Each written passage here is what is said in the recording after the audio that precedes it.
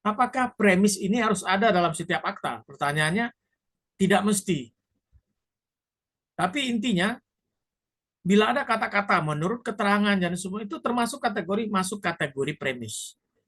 Jadi menguraikan asal muasal apa maksud kehendak akta ini.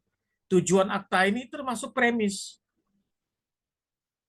Fungsi premis latar belakang mengapa perlu dibuat perjanjian pengingkatan jual beli. Mengapa perlu membuat akta ini? Ya, apa sebabnya? Kenapa harus dibuat, dicantumkan dalam akta?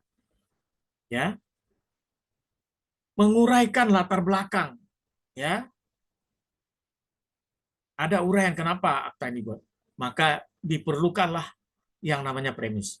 Berisi keterangan-keterangan dan pernyataan-pernyataan para pihak berkaitan dengan latar belakang fakta, peristiwa atau perbuatan hukum yang mendahului.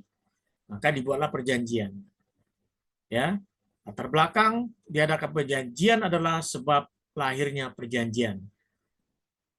Kemudian menguraikan kehendak para pihak yang mengadakan suatu perjanjian yang mendasarkan dari latar belakang yang mendahulunya. Ya, menguraikan latar belakang. Ya, berisi keterangan-keterangan dan pernyataan para pihak berkaitan dengan latar belakang fakta, peristiwa atau perbuatan hukum yang mendahului sehingga dibuatlah perjanjian antar mereka. Lalu menguraikan kehendak mereka. Para pihak mengadakan suatu perjanjian berdasarkan latar belakang yang mendahulunya. Uraian kehendak itu berisi tentang maksud tujuan dari para pihak mengadakan perjanjian. Contohnya perjanjian kerjasama pembuatan proyek properti.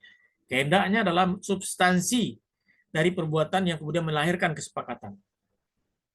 Kemudian tempat melahirkannya kesepakatannya. Kesepakatan dilahirkan dalam premis adalah kesepakatan primer, yaitu tingkat dasar.